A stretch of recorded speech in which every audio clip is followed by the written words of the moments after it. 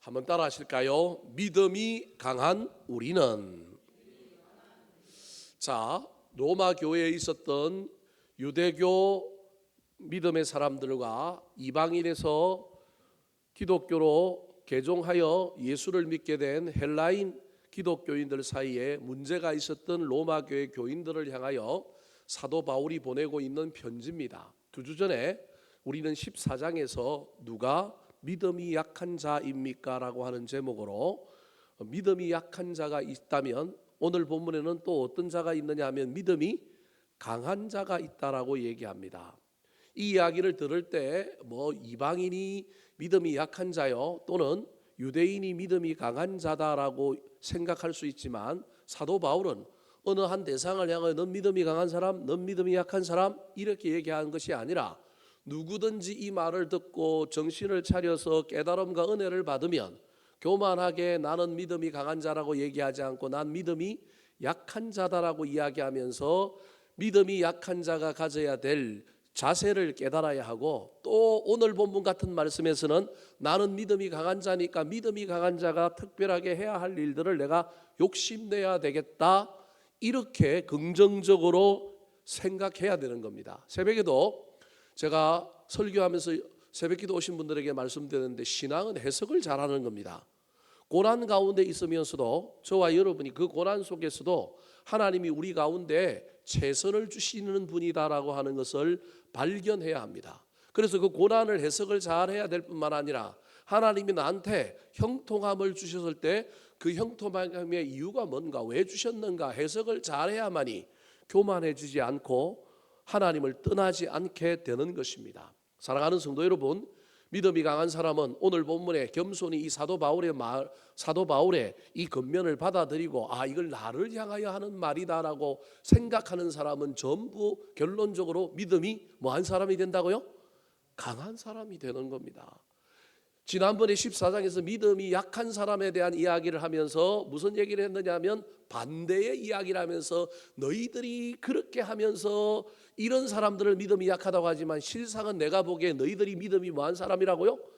약한 사람이다. 이게 14장에 나오는 이야기라는 거예요. 어느 한 특정 대상을 딱 염두에 두고 막 그 사람들을 몰아붙여서 하는 얘기가 아니라 사도 바울은 지금 두 부류의 사람들이 하나 되게 만들려고 누구든지 그 말을 듣고 나에게 하는 말씀이라고 받아들였으면 좋겠다라는 거예요. 저건 저 사람한테 하는 얘기야. 저건 저 부류에게 하는 이야기야. 유대인들은 이방인을 향하여 들어야 될 말씀, 그 다음에 이방인들은 유대인들이 들어야 될 말씀이라고 서로 생각하면 안 된다라는 거예요. 약한 자냐 강한 자냐 이야기의 핵심 속에 사도 바울이 둘 다 하고 있는 이야기는 누구의 이야기로 받아들이라고요? 내 이야기로 받아들여라 라고 하는 말입니다. 사랑하는 성도 여러분, 오늘 본문 말씀에 나오는 사도 바울이 로마 교회 공동체 구성원들인 믿는 사람들을 향하여 너희들이 믿음이 강한 사람이 되었으면 좋겠다. 믿음이 강한 사람은 이렇게 하는 거야 라고 설명하는 이 이야기를 잘 들어서 저와 여러분도 믿음이 강한 사람들이 되시기를 예수님의 이름으로 축원합니다. 자, 그렇다면 누가 믿음이 강한 사람일까요? 먼저 믿은 우리는 믿음이 강한 사람으로 어떤 삶의 신앙의 태도를 보이며 살아야 할까요? 첫 번째입니다. 따라 하시겠습니다. 기쁨을 주는 사람. 기쁨을 주는 사람. 믿음이 강한 사람은 하나님을 기쁘시게 하는 사람입니다. 나를 기쁘게 하는 사람이 아닙니다. 그런데 하나님을 기쁘시게 할 뿐만 아니라 동시에 믿음이 강하기 때문에 여러분 다른 사람들도 뭐하게 하는 사람이냐 하면 기쁘게 하는 사람입니다. 그냥 웃게 만들었다 이런 의미가 아니라 다른 사람을 섬기고 세워주는 겁니다. 오늘 본문에서 기쁨이라고 하는 단어가 계속해서 등장하는데 이 기쁨이라고 하는 단어를 쓰면서 사도 바울이 어떤 사람이 하나님께도 기쁨을 주고 사람에게 기쁨을 주느냐라는 것에 대한 주안점을 가지고 두 가지를 이야기합니다. 기쁨을 주는 사람 어떤 사람이냐 하면 약자를 섬기고 보호하는 사람이라는 겁니다. 자, 1절 말씀 같이 한번 읽어볼까요? 시작. 믿음이 강한 우리는 마땅히 믿음이 약한 자의 약점을 담당하고 자기를 기쁘게 하지 아니할 것이다. 나를 기쁘게 하지 아니한다. 이 말은 나를 기쁘게 한다라고 하는 말은 이런 겁니다. 여러분 제발 오해하지 말았으면 좋겠습니다. 우리 인간에게 있는 마음입니다. 저 친구 왜 저래? 왜 저렇게 살아? 저렇게 신앙생활하면 안 되는데? 여러분, 이걸 통하여 우리가 그런 마음을 품고 그런 말을 하거나 혼자 중얼거렸다고 칩시다. 그 말 속에 우리가 그 사람을 염려하는 마음도 있지만 반대로 이야기하면 나는 아니야. 나는 그렇게 안 살아. 나는 너랑 뭐라고요? 달라. 라고 하는 말이 들어있는 거예요. 또 다르게 얘기하면 그건 누구를 기쁘게 하고 있느냐 하면 자기를 기쁘게 하고 있다라는 거예요. 믿음이 연약한 자를 봤을 때 그 연약한 자의 약점을 비난하거나 판단하거나 정죄하는 것이 아니라 진짜 믿음이 강한 사람은 나한테 왜 큰 믿음을 주셨느냐 깨닫고 그것을 가지고 그 사람을 보호하고 그 사람을 지지하고 그 사람이 성장하고 성숙할 때까지 저와 여러분이 이런 사람이 되어서 뒤에서 돌봐줘야 하지 않겠느냐라고 하는 말입니다. 약자들을 존중하라는 것입니다. 그래서 진짜 강한 사람은요, 여러분 약자 앞에서 약하고 강자 앞에서 뭐하다고요? 강한 거예요. 그런데 우리는 어떻게 해요? 약자 앞에서 강하고 강자 앞에서는 깨갱하는 거예요. 이건 강한 사람이다 아니다? 아니다. 지금 네가 믿음이 강하다고 한다면 너보다 믿음이 약한 사람들이 보여야 하고 그 사람들을 어떻게 해야 되느냐 하면 나중에 지적하고 건면하고 뭐 이러더라도 1순위는 그들의 연약함이 보이면 그들의 연약함을 내가 하나님께서 나에게 보여주셨으니 나보고 담당하라고 보여주셨구나. 보호해줘야지, 기다려줘야지, 성장할 수 있도록 내가 뭔가를 좀 도와줘야지. 저 친구가 잘못하는데 그 잘못한 건 잘못했다고 이야기하지 않는 것이 아니라 실수하고 지나가는 걸 내가 뒤에서 커버해줘야지. 그래서 실수했음에도 불구하고 일이 어긋나지 않는 건 누군가가 담당해주고 커버해준 것 때문에 이 사람이 깨닫고 이게 내가 잘못했는데 저분이 나를 도와주셨구나. 저분 때문에 이 일이 어긋나지 않았구나 라고 하는 곳에서 성장하여 다음에는 똑같은 실수를 하지 않아야 되겠다라고 하게 만드는 것이 1번이라는 거예요. 다 안 될 수 있습니다. 그런다고 다 되면 얼마나 좋을까요? 사람이 뭐 세상이 다 우리 마음대로 되지 않습니다. 그래도 그것도 알아주지도 못하고 고쳐지지도 않는 사람들이 여전히 있지만 정말로 믿음이 강한 사람은 왜 나한테 믿음을 강하게 했느냐, 나한테 왜 달란트 은사를 주셨느냐, 나한테 왜 물질을 주셨느냐 자랑하고 없는 사람, 그 은사가 없는 사람을 향하여 우리가 비난하고 비판하라고 주는 것이 아니라 그 약점을 뭐 해주라고요? 담당해 주라고 우리에게 그 은사를 주셨다, 그 물질을 주셨다. 여러분 이거 잊어버리면 안 됩니다. 그래서 저와 여러분이 인간인지라 연약하고 우리도 성정이 개팍하고 우리의 재성이 있어서 뭐 세상 사람들은 그렇게 산다고 그것도 뭐 이상하게 여기지 않지만 우리 기독교 진영에서는 우리가 믿는 사람이라고 한다면 남의 약점 보고 바로 막 이야기하고 막 그러면 우리는 안 되는 거예요. 세상 사람들은 그거 당연한 거지만 근데 그 당연한 걸 우리는 하면 안 될 뿐만 아니라 제일 먼저 더 해야 될 것은 나에게 주신 은사와 은혜, 물질과 여러 가지를 가지고 약한 사람을 담당해주고 감당해주고 보호해줌으로 말미암아 그 사람들이 나중에 아는 거예요. 더 나아가서 오늘 또 기쁨을 주는 사람이라고 하는 이 큰 주제 속에 또 다른 하나를 이야기하고 있는데 그것이 무엇이냐 하면요, 여러분 할 수만 있다면 공동체 안에서 선을 이루고 뭘 세우라고요? 덕을 세우라는 겁니다. 2절 말씀 같이 한번 읽어볼까요? 2절 시작. 우리 각 사람이 이웃을 기쁘게 하되 선을 이루고 덕을 세우도록 할지니라. 선을 이루고 덕을 세우려면 에너지가 들어가고요, 내 유익이 조금 뒷전으로 가고요, 많은 어려움들이 있을 수 있습니다. 그럼에도 여러분 한 개인을 향하여 저와 여러분이 강한 믿음을 가지고 그의 약점을 담당해 줬다고 한다면 이번에는 공동체적인 영역에서 저와 여러분이 다른 사람에게 기쁨이 되려고 한다면, 기쁨을 주려고 한다면 우리가 할 수 있다면 공동체에 뭘 이루어야 되느냐 하면 선을 이루고요, 공동체의 덕을 세우는데 저와 여러분이 불쏘시개가 되어야 한다, 그런 말입니다. 그런데 여러분 이 일을 하다가 사람들이 나를 다 알아주기만 하고 훗날 조금 시간이 지나도 드러나기만 한다면 또 내가 의도한 대로 모든 일이 이루어지기만 한다면 얼마나 좋겠습니까? 선을 이루기 위하여 약자를 보호하고 나한테 주신 것을 가지고 뭘 담당하라고 주셨다고 생각하고 그 일을 할 뿐만 아니라 공동체적으로 선을 이루고 덕을 세우는 일을 했는데도 불구하고 나한테 뭐가 다가올 수 있느냐 하면 비방이 다가올 수 있습니다. 3절 말씀 같이 읽어보겠습니다. 3절입니다. 시작. 그리스도께서도 자기를 기쁘게 하지 아니하셨나니 기록된 바 주를 비방하는 자들의 비방이 내게 미쳤나이다 함과 같으니라. 시편 69편에 나오는 다윗의 이야기입니다. 여러분, 다윗이 사울에게 쫓겨다니거나 아들 압살롬의 반역이 일어났거나 뭐 수많은 그의 인생 가운데 어려운 시기가 있었을 때 그가 뭐 잘못해서 그런 일이 일어난 것이 아니고 그는 나라를 잘 다스려 보려고 그랬고 뭘 그럼에도 불구하고 그에게 벌어지는 일은 선을 행하려고 덕을 세우려고 했음에도 불구하고 그 일이 쉽게 이루어지지 않고 도리어 자기가 노력하면 노력할수록 사람들이 자기를 향하여 비방하는 거예요.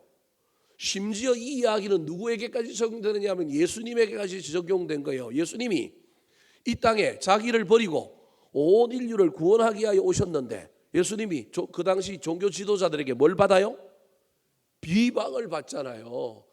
여러분, 그럼에도 불구하고 이 일을 할 수 있는 사람이 믿음이 강한 사람이야. 제가 지금 일반적인 예수 믿는 사람들, 표현이 좀 그러긴 하지만 그 사람들에 대하여 이야기하는 것이 아니라 믿음이 강한 사람이라고 한다면, 정말 믿음이 좋은 사람이라고 한다면 그 사람은 나의 강함을 가지고 다른 사람의 약점을 담당할 뿐만 아니라 나는 공동체에 그래도 기여하는 사람이라는 거예요. 개인이 내가 덕을 보고 내가 여기서 뭔가를 얻어가는 걸 넘어서서 내가 공동체에 뭘 이루어요? 선을 이루고 뭘 세워요? 덕을 세우는데, 그러다가 반대를 만나고 그러다가 어려운 일을 만나는데 그 중에 하나가 뭘 만나느냐 하면 비방을 만난다니까요. 근데 비방을 만나도 계속해서 그 일을 해야 되는 사람, 그게 누구냐 하면 예수님이라는 거예요. 그래서 그리스도께서 자기를 기쁘게 하지 아니하셨다, 그 말은 중간에 하다가 멈추지 않았다, 중간에 하다가 막 자기 하고 싶은 일 한 게 아니다. 예수님이 비방 속에서도 비난 속에서도 여전히 십자가 지셨고 여전히 자기 길을 걸어갔다.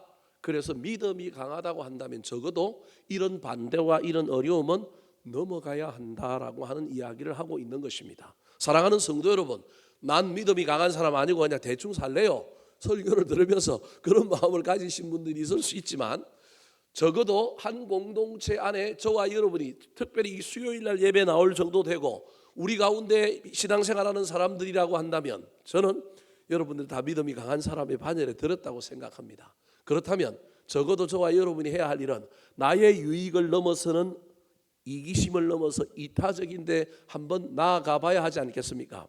일생을, 모든 시간을 그렇게는 살 수는 없지만 때로는 하나님께서 어떤 사람의 약점이 보일 때 비난하거나 비평했던 삶이 옛날이라고 한다면, 저 사람의 저 부분을 왜 나한테 보여주게 했을까?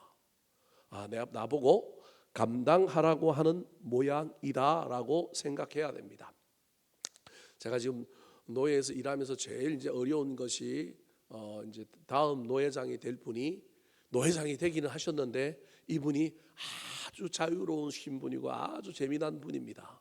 그래서 벌써부터 주변에 많은 사람들이 염려하고 서기인 저에게 많은 짐을 지우고 많은 일들을, 책임을 선택하고 결정하는 일들을 저한테 많이 미룹니다. 그러면 제가 막 노회장님 제치고 제 마음대로 결정하고 그러면 또 큰일 나니까 이걸 뒤에서 만들어야 되고 노회장님의 결정으로 뒤에서 포장을 해야 되고 막 이렇게 하는 일이, 이게 공이 몇 배로 들어가는 거예요. 저는 서기는 아젠다, 의제가 만들어지고 노회장님을 보필하고 결정된 것을 수행하는 사람이라고 생각하는데, 위치가 지금 현재 그런 위치가 아니라 점점 아젠다를 올리고 결정한 걸 수행하는 걸 넘어서서 결정해야 되는 데까지 지금 나아가는 이 구조를 보면서 얼마나 머리가 아프고 얼마나 내면적으로 힘들고, 그러면서도 어떻게 하면 또 막 월권을 하고 선을 넘어가지는 않을까에 대한 염려들이 참 많습니다. 그런데 깨달은 것 하나는, 왜 저분하고 나하고 런닝메이트가 되어서 신기하게 저분이 노회장을 하게끔 하고 나를 서기를 하게 만들었을까? 교만한 이야기인지 모르겠지만 저분을 담당하라고 나를 세워주셨구나. 지금 현재 생각은 그 생각만 하고 있습니다. 그래서 이제 죽었다고 생각해야 될 가능성이 많습니다. 다른 분이 할 때보다 제가 보기에는 일이 한 대여섯 배는 더 몰려올 겁니다. 이분은 뭐 엄청 자유로우신 분입니다. 이게 노회장님인데 어디 가서 뭘 주관하고 사람들을 살피는 것보다 어디 나가기만 하면 뭐가 보이는 사람이냐 하면요, 돌이 보이는 사람이에요. 수석에 미친 분이에요. 그래서 버스가 출발해야 되는데 본인이 안 나타나. 뭐 줍다가? 돌 줍다가. 그래서 제가 이제는 알았어요. 출발하기 5분 전부터 이분을 찾아야 한다. 5분 전부터 이분한테 전화를 해야 된다. 그래야만이 이분이 뭘 안 먹는다고요? 욕을 안 먹는 거예요. 일을 잘하느냐 안 하느냐의 문제를 넘어서서 이분이 어떻게 하면 욕을 덜 잡수시게 하면서 이분의 임기를 끝내줄까. 나쁜 분 아니에요. 정말로 사람이 괜찮고요. 또 어떤 면에서는 아주 탁월하고요. 어떤 때는 그런데요, 이게 어디 야외로 나가기만 하면 뭐만 보이는 사람이에요? 돌만 보이는 사람이에요. 그리고 돌에 대한 해박한 지식이 얼마나 많은지.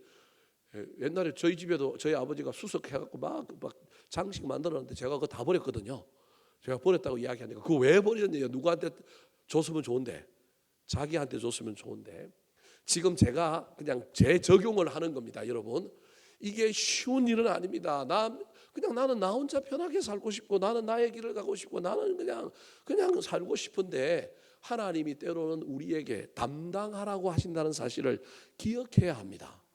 사랑하는 성도 여러분, 기쁨을 주는 방법 중에 오늘 사도 바울이 로마 교회 교인들에게 뭐라고 얘기하냐면, 하나는 담당해라, 하나는 뭐냐면 세우라는 거예요.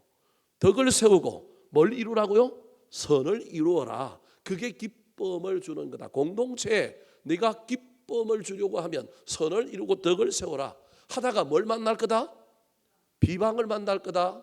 중단하거나 뒤로 가지 말고 그때 누구 생각하라고요? 예수님 생각해라.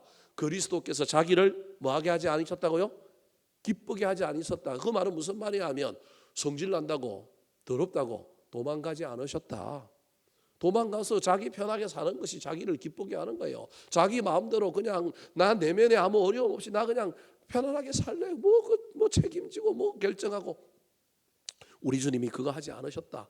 그래서 비방하는 자들의 비방이 누구에게까지 미쳤냐면 나에게까지 미쳤다라고 하는 이 이야기를 잘 기억하셔서, 나도 때로는 믿음이 강한 자라고 한다면 이런 삶을 한번 살아봐야 되지 않을까 도전하는 저와 여러분이 되기를 예수님의 이름으로 축원합니다.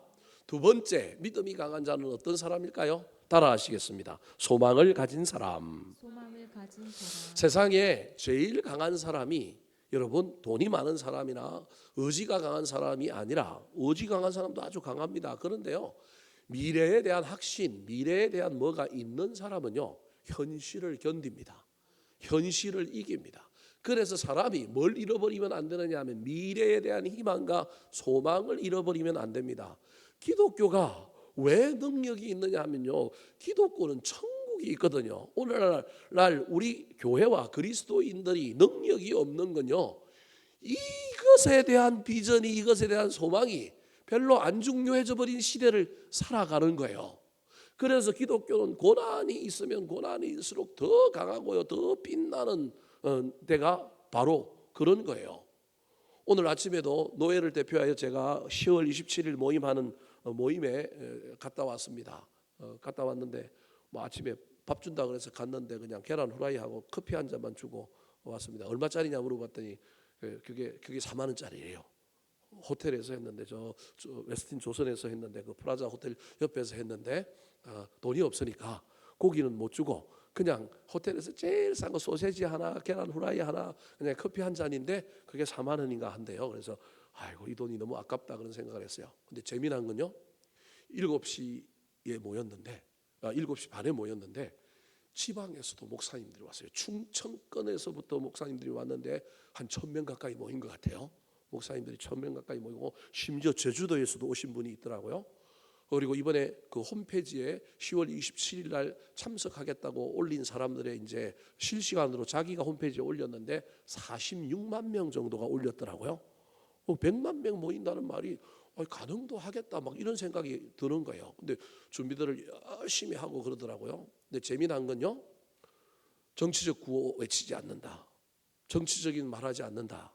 정치인 오면 절대 단위에 마이크 주지 않고 세우지 않는다. 우리가 어떤 사람들이 와서 어떤 피켓을 들고 어떻게 행함으로 말미암아 우리의 본질을 흐릴 수 있을지 모르기 때문에 가능하면 주최 쪽에서 나누어 주신 그거 외에는 하지 않는다. 혹시 모를 정치적인 세력들이 들어올까 봐 돈을 쓰더라도 경호업체를 우리가 선택하겠다. 뭐 이런 이야기들을 하면서 얘기의 요지는 뭐냐면 순수하게 좀 하자. 어쩔 수 없이 설교자를 3명 정도 세워야 되는데 5분씩 3명만 주자. 나머지는 찬양하고 나머지는 전부 뭐 하느냐 하면 그냥 기도회 하자. 그래서 100만 명을 추산해 보니까 강화문 경복궁 앞에서부터 어디까지 가야 100만 명이냐면 삼각지 로타리까지 가야 100만 명이래요. 삼각지 로타리까지 가야 100만 명인데 뭐 안 될 것도 없지만 가능하면 모여보자. 모이고 가능하면 우리가 정말로 건강한 가정, 거룩한 나라를 지키기 위하여 이번에 기도하고 또 이 일이 가장 중요하다는 걸 한번 보여주자. 여러분 지금 뭐 마약, 동성애뿐만 아니라 윤리, 도덕이 우리나라도 이미 땅에 떨어졌지만 서구 유럽에서 이게 통과 안 된 나라는 한 나라도 없고요. 지금 유일하게 남은 나라가 우리나라밖에 없어요. 선진국 OECD 가입한 국가 중에는 우리나라를 제외하고는 전부 다 무너졌거든요. 무너지면서 전부 이제 막 교회도 쇠락해 가고 문제가 생길 뿐만 아니라 뭐라고 한마디만 하면 이제 문제가 생기는 거예요. 이제 이 법이 통과되는 순간에 뭐라고 얘기하는 순간 이제 문제가 생기는 어려움들이 있어서 우리 기독교가 모이려고 하는데요. 저는 제발 정치적이지 않았으면 좋겠고요. 제발 좀 우리가 큰 그림 속에서 기도해 하고자 하는 그 열망들을 가지고 진행되었으면 좋겠다. 그런 열망을 품고 오늘 아침에 조찬 모임에 갔다 왔습니다. 무슨 얘기를 하려고 하느냐 하면요. 비난을 들을 거예요. 그래서 지난주 같은 시간대에 강화문의 교통량도 조사를 하고 서울지방경찰청하고 지금 뭐 협의도 하면서 지금 버스는 어디다 대고 어떻게 모이고 뭐 이런 일을 하는데 교통량을 2시부터 1시 시작해가지고 3시 반까지 교통량을 면밀히 검토를 해보면서 얼마나 시민들에게 피해를 주느냐 어떻게 될 거냐 뭐 이런 것도 지금 따져보는데 영상을 봤는데 생각보다 그렇게 또 통과하는 차들이 많지는 않아요. 그래서 얘기는 뭐냐면 그 10월 1일 날 국군의 날 행진할 때보다 우리가 피해를 좀 덜 주자. 국군의 날 행진했는데 그때 교통 통제 다 하고 했는데 그때보다는 좀 안 되게 하면 좋겠고 가능하면 좀 차선 한두 개 정도는 열어주고 했으면 좋겠고 가능하면 행진은 하지 말고 그 자리에서 모였다가 그 자리에서 흩어지는 걸로 좀 하자. 뭐 이런 다양한 의견들이 나온 걸 봤습니다. 그래도 비난 받을까요? 안 받을까요? 받을 겁니다. 제가 뭐 무슨 얘기 하려고 하느냐면요. 비난 받는다고 그거 겁내서 못하면 안 되고요. 옳은 일이라고 한다면 비난은 감수하고 해야 되지 않겠습니까? 믿음이 강한 사람, 여러분 비난과 비방을 넘어서는 사람이다라고 하는 사실을 잘 기억하여 이 일을 감당하는 저와 여러분이 되었으면 좋겠습니다. 그러려면 뭐가 있어야 된다고요? 소망이 있어야 됩니다. 목사님들 중에 또는 한국교회 중에 강거도 불구경하듯이 이렇게 보는 사람들도 좀 들어있고요. 또는 어떤 사람들은 뭐 구호지 미사 여구지 무슨 100만 명 이런 사람들이 있는데요. 오늘 아침에 모였던 사람들의 이야기로는 이게 벌써 홈페이지에 이게 누가 독려하거나 뭐 목사님들이 막 지금 뭐 이러지 않았는데도 불구하고 46만 명이 나가겠습니다. 각 개인들이 지금 여러분 교회에서 목사님이 홈페이지에 가서 여러분 그 참가하겠다고 올리라고 그런다고 여러분 올리겠어요? 못 올리겠어요? 올리겠어요? 안 올리겠어요? 쉬운 일이 아닌데 지금 자발적으로 특별히 청년들을 중심으로 많은 사람들이 이 운동에 동참하면서 46만 명이 됐다. 저는 그 자리에서 받은 생각 하나는 잘하면 뭐 할 수 있겠다? 될 수 있겠다. 제가 오늘 아침에 딱 느낀 게 저도 마음속에 반신반의 100만 명 모여야 되는데 희망은 모이는데 현실적으로 제 개인적인 생각은 이게 될까? 한 50만 명만 모여도 빌리그램 아들이 와가지고 지난번에 여의도 집회할 때 그거 뭐 50만 명 모였다 그랬는데 실제로 추산해 보니까 한 뭐 17만 명 정도 모였다고 경찰은 추산했는데 경찰 추산으로 한 50만 명만 모여도 제 개인적인 생각을 그동안은 그래도 이건 성공이다 이렇게 했는데 오늘 그 조찬 모임을 딱 갔다 오고 나니까 마음에 희망이 있는 거예요. 소망이 있는 거예요. 이거 사고 치겠는데? 이거 잘못하면 될 것 같은데 막 이런 마음이 드는 거예요. 그리고 거기 뭐 제주도에서 전라남도에서 저쪽에서 온 목사님들이 막 얘기를 하는데요. 뭐 우리는 지방이라서 아무리 빨리 와도 몇 시에 오느냐 하면 3시쯤에 온다라는 거예요. 3시쯤에 오는데 또 어떤 교회 목사님은 우리는 장로님들하고 정말 잘 의논을 해가지고 우리는 예배를 주일 예배를 교인들 다 데리고 어디로 오기로 했냐면 여기로 오기로 했다라는 거예요. 그래서 그 교회 큰일 안 납니까? 그랬더니 우리는 의논을 잘 해갖고 못 오시는 분들한테는 이 예배를 생중계하는 걸 틀어준다는 거예요. 야, 앞서가십니다.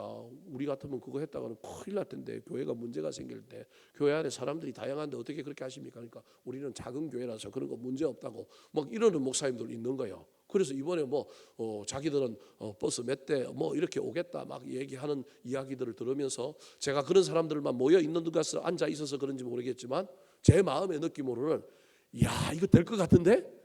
한편으로 마음에 막 소망감이 생기면서 그 자리에서 우리가 한 20분 기도했는데 아유, 저도 모르는 사이에 막 소망이 생겨고 얼마나 제가 뜨겁게 기도하는지 몰랐어요.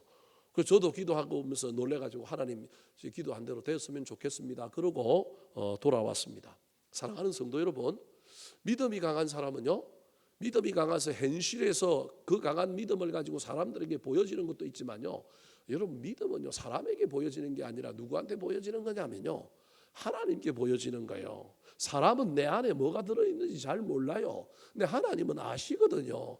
그래서 저와 여러분에게 이 소망이 있느냐 없느냐, 소망의 주인공이 우리 주님이잖아요. 소망의 주인이 하나님인데 소망이 있다는 건 내 안에 뭐가 있느냐 하면 하나님이 있는 거예요. 내 안에 뭐가 있는 거냐 하면 믿음이 있는 거예요. 오늘 본문 4절에 이 믿음이 강한 사람은 뭐가 있느냐 하면 소망이 있다라는 거예요. 소망을 가지게 함이라. 같이 한번 읽어볼까요? 시작. 무엇이든지 전에 기록된 바는 우리의 교훈을 위하여 기록된 것이니 우리로 하여금 인내로 또는 성경의 유로로 소망을 가지게 함이니라. 자, 소망을 가지고 있는 사람은 두 가지가 있는데 하나는 뭐가 있다고요? 인내가 있고요. 또 하나는 뭐가 있다고요? 위로가 있다라는 거예요. 소망이 지속되고 소망이 계속해서 유지되려면 여러분 소망을 붙든 사람은 인내하는 사람이라는 거예요. 소망의 다른 말이 뭐 한다고요? 현실이 아무리 어려워도 소망이 있기 때문에 현실에서는 뭐예요? 인내해요. 근데 그 인내가 끊기지 않고 그 인내가 지속되도록 만들어주는 건 환경이 바뀌는 게 뭐 기도가 응답되고 뭐가 갑자기 뭔가 이루어지는 것이 아니라 소망은 먼 훗날의 것이기 때문에 지금 현재 인내로 견디고 있는데 그 인내가 끊기지 않게 해주는 것이 뭐라고요? 위로라는 거예요. 근데 재미난 건 4절 상반절을 보십시오. 무엇이든지 전에 기록된 바 우리의 교훈을 위하여 기록된 것이니 우리로 하여금 인내로 또는 성경의 위로로 소망을 가지게 함이라라고 하는 이 이야기 속에 여러분 어떤 전에 기록된 바 기록된 것이니라고 하는 이 자체가 소망을 의미하는 바도 있고 또 다르게 얘기하면 이 기록된 바가 말씀인데 말씀을 통하여 저와 여러분이 이 소망을 가져야 될 뿐만 아니라 말씀을 통하여 이 소망을 유지하는 인내와 위로를 공급받아야 한다라고 하는 의미가 저 안에 들어있는 거예요. 소망이 어디서 왔느냐? 말씀에서 왔어요. 그 소망을 인내와 위로로 유지하고 가는데 인내와 위로라고 하는 에너지, 그 힘을 공급하는 것도 어디에서 와야 된다고요? 말씀에서 와야 된다. 은혜로부터 와야 된다라고 하는 이야기가 저기에 있는 거예요. 그러므로 여러분 단순히 소망을 가졌다라고 하는 건 미래에 그 어떤 걸 가졌다고 하는 의미로 이해되지만 그 역학을 영적인 역학을 보면요 이게 진짜 믿음 있는 사람이거든요. 믿음 있는 사람, 믿음이 강한 사람이 어떤 퍼포먼스를 내고 결과를 내는 것도 있지만요 그 결과가 나타나기까지 다 여러분 유지하고 있는 그 능력이 믿음인 거예요. 그게 강한 거예요. 그래서 우리는 뭔가 강한 사람이 뭐 결과를 나타내고 뭔가를 이루는 것만을 강하다고 이야기하지 말고 여러분 떠받치고 있는 그 자체가 강한 겁니다. 사랑하는 성도 여러분, 지금 여러분에게는 소망이 있습니까? 그 소망을 여러분 유지하고 있습니까? 인생의 인간적인 어떤 삶의 문제라든지 아니면 영적인 문제라든지 자녀들에 대한 문제라든지 소망을 가졌으면 좋겠습니다. 11월 3일 날 우리 교회가 하는 아름다운 동행 전도 축제에도 저와 여러분이 소망을 가졌으면 좋겠습니다. 아유, 나는 작정한 사람이 지방에 있는 사람인데요. 지방에 있는 사람이 꼭 우리 교회만 와야 돼요. 그날 가까운데 교회 갈 수도 있잖아요. 그런 소망을 가져야 되지 않겠어요? 우리 교회만 온다 그러니까 그 사람이 내 말도 안 듣는데 어떻게 좀 몇 시간을 차를 타고 와고 우리 교회 오겠나? 아이고, 저 사람 안 되지. 그래 버리면 소망이 없는 거예요. 그런데 여러분 기도해야 된다니까. 뭘 가지고요? 소망을 가지고. 가까운 교회 갈 수도 있는 거고. 그래서 어떤 사람이 구주를 영접하고 결신하여 어떤 교회에 나갔다고 할 때 우리는 착각하면 안 돼요. 그게 내가 관여되어 있다고, 나 때문에 예수 믿었다. 아닙니다. 그 전부터 누가 씨를 뿌리고 누가 물을 주고 막 이게 나한테 아다리가 딱 맞아갖고 우리 교회에서 딱 왔을 뿐이지, 그게 전부 내 공로라고 착각하면 큰일 납니다. 하늘나라 가보면요, 어떤 그 근사님이 그러더라고요. 우리나라 여러분 간정집회의 1인자 근사님 중에 현신혜라고 하는 분이 있어요. 옛날에 대구 쪽에서 유명한 은사자고 유명한 분인데, 그분이 옛날에 제가 간정하는 이야기를 들었는데 그러더라고요. 천국 가서 모든 전도자들이 다 하나님 앞에 나가 떨어질 거래요. 왜냐하면 자기가 전도해서 데리고 온 거라고 생각하고 갔는데 가보니까 자기는 몇 %밖에 안 된다는 거예요. 이미 딴 사람들이 다 뭐 해놨다고요? 이미 다 침 바르고 이미 다 삶고 이미 다 역할 딱 해놨는데 나는 그 마지막에 추수한 사람이라는 거예요. 그 마지막 때에 딱 그거 하는데 심은 사람 따로, 성경에도 그렇잖아요. 심은 사람 따로 있고 물 주는 사람 따로 있대잖아요. 나는 심었고 아볼로는 물을 줬고 그러잖아요. 근데 우리는 그것도 모르고 열매 거둔 사람이 다 누구 공로라고 착각한대요? 내 공로라고 착각한다는 거예요. 여러분 소망을 가지고 살았으면 좋겠습니다. 사업에도 여러분의 가정에도 비록 암이 걸려서 투병한다 할지라도 소망이 있는 사람과 소망이 없는 사람은 천지 차이입니다. 믿음이 강한 사람은 소망이 있는 사람입니다. 그 소망을 지속하는 것이 얼마나 어려운지 모릅니다. 은혜를 받아야 됩니다. 그래서 인내와 위로로 그 소망을 굳게 붙들고 나갈 때 소망이 현실이 되는 놀라운 일들을 경험하는 저와 여러분이 되기를 예수님의 이름으로 축원합니다. 마지막입니다. 믿음이 강한 사람, 어떤 사람이라고 사도 바울이 소개할까요? 따라하시겠습니다. 영광 돌리는 사람. 영광 돌리는 사람.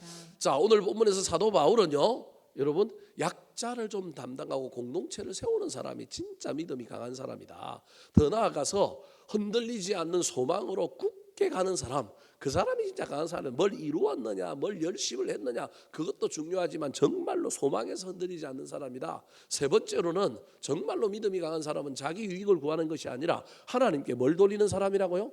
영광을 돌리는 사람이라는 거예요. 자, 어떻게 영광을 돌릴까요?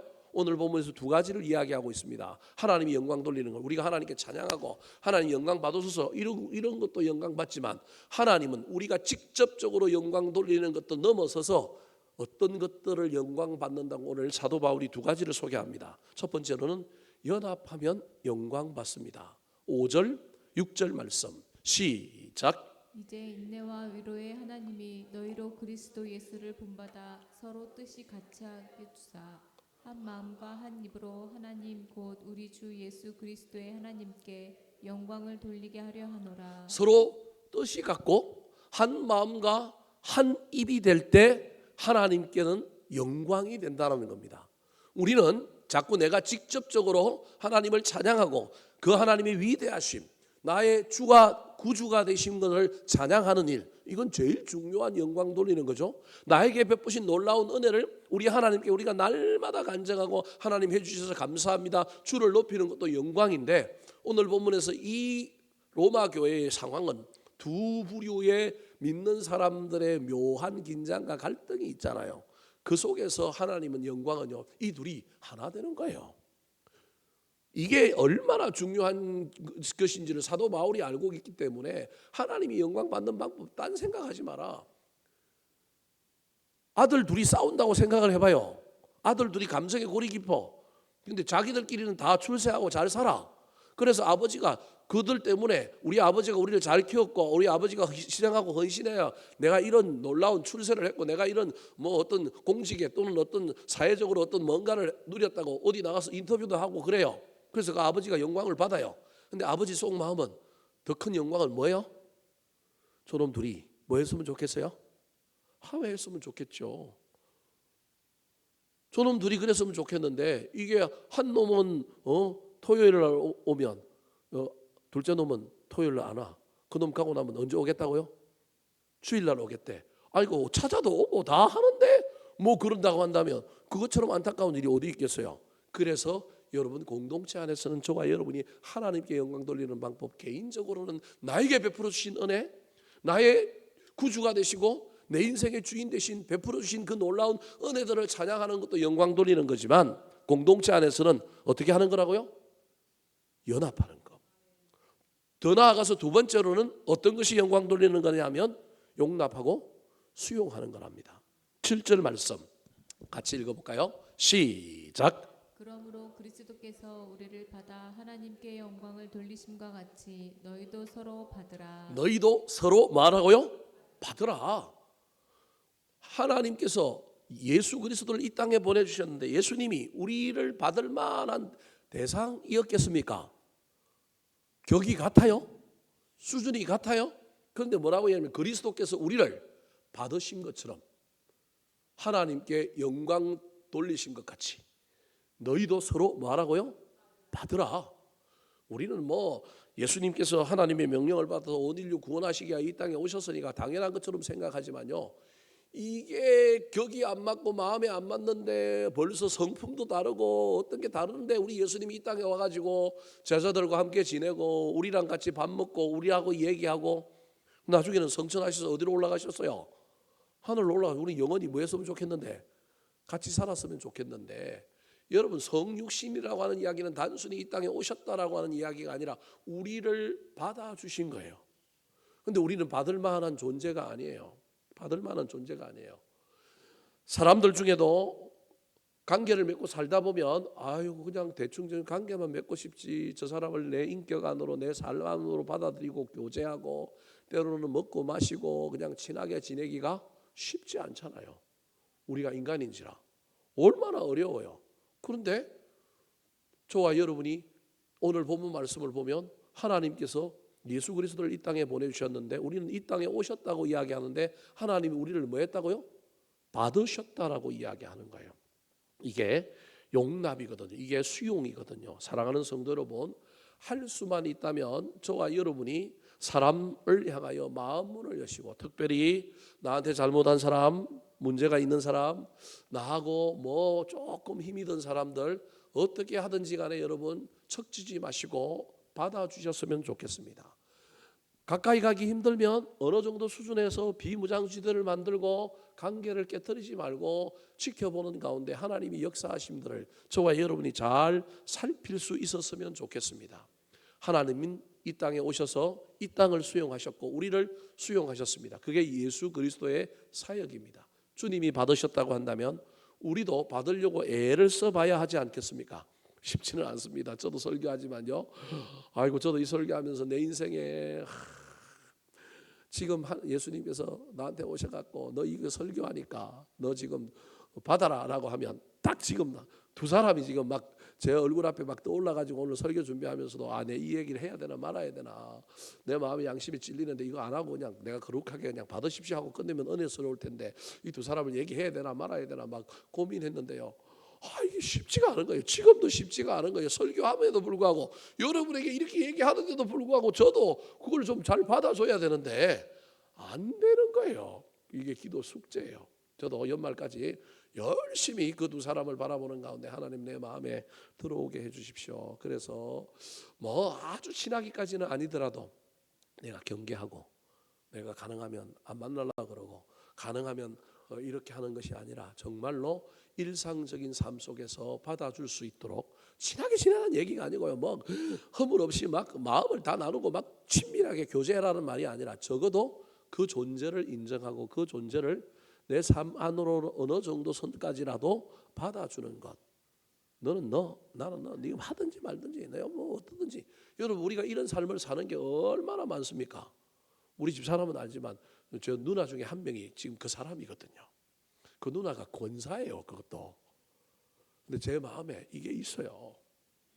우리 집 사람은 알아요. 근데 우리 집 사람은 지나가면서 저한테 아유 뭐 그러냐고, 뭐 내가 보기엔 당신 누나 괜찮은데, 근데 저한테는 안 괜찮거든요. 이게 왜 그렇게 돼버린지 모르겠지만 다른 누나들은 또 교회도 안 다니는데 그 누나는 어디를 다녀? 교회를 다녀요. 직분이 뭐라고요? 권사인데, 누나인데, 그리고 가족인데도 불구하고 다 요만큼 관계만 딱 있는 거예요. 적지자 결혼식 오라고 그러면 가고, 조카들 만나야 되면 만나고, 그러는데 이게 내 마음속에 쏙 안 들어오는 거예요. 명절이 되면 다른 누나들, 다른 친척들한테 전화하는데 이분은 늘 뒤로 밀렸다가 어떤 애는 했다가 어떤 애는 안 하고 넘어가는 거예요. 안 하고 싶은 거예요. 이상한 목사죠. 목사도 이래요. 이게 인간의 모습이에요. 그래서 작년에는, 올해는 안 했더라고요. 제가 이 설교를 준비하면서 보니 올해는 안 했더라고요. 설교하면서 얼마나 회개했는지 모르겠습니다. 여러분, 연말에 제가 한번 또 전화도 드리고 한번 밥 먹자고 한번 얘기해야 되겠다, 그런 마음까지 품었는데 잘 할 수 있었으면 좋겠어요. 용기를 내서 저도 누나 한번 봅시다. 누나도 알아요. 저게 다른 누나들한테는 아주 살갑게 대하고 뭐 이게 마음이 오고 가는데 자기한테는 마음은 안 오고 뭐가 오냐면 형식만 온다라고 하는 걸 누나도 어렴풋이 알아요. 근데 누나도 그걸 가지고 너 나쁜 놈 목사가 되고 그러냐 말을 못해요. 자기가 나한테 한 짓이 있기 때문에 그 말은 못해요. 그런데 저는 그래도 목사잖아요. 죄송합니다, 권사님들. 그래도 목사가 권사한테 더 잘해야 되지 않겠어요? 아니에요. 권사가 목사한테 더 잘해야 돼요? 여러분한테 숙제를 드리니까 한번 고민해 보세요. 가족 중에 이 사람이 한 사람 있고, 또 목회자 중에 또 관계 영역에서 뭐 일반 사람하고 저야 뭐 관계가 없으니까 목회자 중에 딱 한 사람, 이 두 사람이 제 인생에 이런 사람이 있어요. 그래서 저는 그래도 적 없이 가능하면 사람들하고 잘 지내려고 애를 쓰고 부딪히거나 어떤 아주 극단적인 어떤 그런 관계로 안 나가려고 애쓰는 사람 중에 한 사람인데도 불구하고 내 인생에 용납하지 못하고, 뭐 그렇다고 해서 세상 사람들 보기에 뭐 문제가 있거나 그런 관계도 아니에요. 같이 만나서 밥도 먹고요. 같이 만나서 뭐도 할 수 있느냐 하면 차도 마실 수 있어요. 누군가가 주선한 모임이나 어떤 일 때문에 모였을 때 그 사람이 왔으면, 근데 나는 그 사람을 불러요, 안 불러요? 안 불러요. 이게 문제라고요. 이게 용납이라는 건 그런 거라는 거예요. 같은 자리에 앉아 있는 것도 싫어하는 사람도 있지만 같은 자리에 앉아 있기도 하고요. 누군가가 주선해서 어떤 모임에 갔는데 거기에 그 목사가 있으면 나도 있고요. 그 목사가 앉아 있으면 뭐도 해요? 대화도 해요. 대화도 하는 거예요. 저를 이상한 놈으로 보지 마세요. 아주 대화도 안 하고 막 쌩까고 이런 게 아니에요. 그런데 제가 말하는 용납, 제 수준에 있어서 제가 뭐 여러분보다 자랑하려고 하는 게 아니라 제 입장에 있어서 서로 받아주는 건 그런 건 아니라, 적어도 제가 말을 할 때 형식적으로 잘 지내냐가 아니라 적어도 받아줬다 그러면 내 마음에 궁금해하는 마음, 염려하는 마음으로 요즘 어떻게 지내? 안 어려워? 힘든 건 없어? 얘기가 이렇게 되는 거하고 모여있기 때문에 어떻게 지내? 하는 거하고는 차이가 있다라는 거예요. 제가 말하는 받아주면 그런 건데 그 관계까지 못 나가고 그냥 형식적인 관계 속에서 머물러 있는 사람, 그래서 가능하면 내가 스스로 먼저 가서 만나자, 내가 스스로 뭘 하자라고 못하는 사람이 여전히 내 인생 가운데 있다. 그런데도 불구하고 이 말씀을 선포해야 되는 어려움 속에 한편으로는 나도 예수님이 아니니까, 그러나 성경이 말하는 진리는 교인들에게 가르쳐 줘야 되는데 이 일이 어려우니까 내 경험을, 목사는 가능하면 이런 얘기 안 하는 게 훨씬 좋잖아요. 그래도 내 삶을 이야기하는 것이 교인들에게도 도전하고 바꿀 수 있는 계기가 된다면 훨씬 좋겠다 싶어서, 우리 집 사람은 이런 얘기 하는 거 싫어해요. 가능하면 하지 말아요. 하래요. 하지 말아요. 뭐 그런 얘기를 하냐고 그래요. 근데 저는 가능하면 말씀을 나한테 적용해보고 내가 고민해보고 실험해서 해결한 것 있으면 담대하게 얘기하고, 해결하지 못했다 할지라도 다시 한번 그 부분들을 가지고 나한테 적용하고 성찰해 보려고 애를 씁니다. 사랑하는 성도 여러분, 우리 하나님이 좋아하는 건요, 연합하는 거고요. 우리 하나님이 영광 받으시는 거 연합할 때 하는 거고요. 우리 하나님이 좋아하는 건요, 상대방을 용납하고 받아주는 거예요. 완벽하게는 아닐지라도 적어도 우리가 한 인간으로, 한 동료로, 함께 신앙생활하는 사람으로 우리가 서로를 배려하고 서로를 이해하고 받아주는 삶, 그 삶이 우리 하나님이 영광 받는 삶일 뿐만 아니라, 그렇게 하는 사람이 진짜 믿음이 많은 사람이라고요? 강한 사람이다. 나 혼자 난 믿음이 좋아 강하다고 하지 말고 진짜 믿음 강한 사람의 지표가 이런 거구나. 약자들을 담당해주고 그 사람에게 기쁨을 주는구나. 어떤 상황과 환경 속에서도 소망을 가지고 있는 게 믿음이 강한 사람이구나 할 수만 있다면 상황과 환경 관계를 넘어서 연합하고 받아줌으로 말미암아 하나님께 영광을 돌리는 사람, 진짜 우리 하나님이 영광 받으시는 건 이런 거구나를 알고 그 일을 행하는 사람이 믿음이 강한 사람이라고 하는 것을 기억하는 저와 여러분이 되기를 예수님의 이름으로 축원합니다. 한번 따라 하실까요? 믿음이 강한 사람, 기쁨을 주는 사람, 소망을 가진 사람, 영광을 돌리는 사람.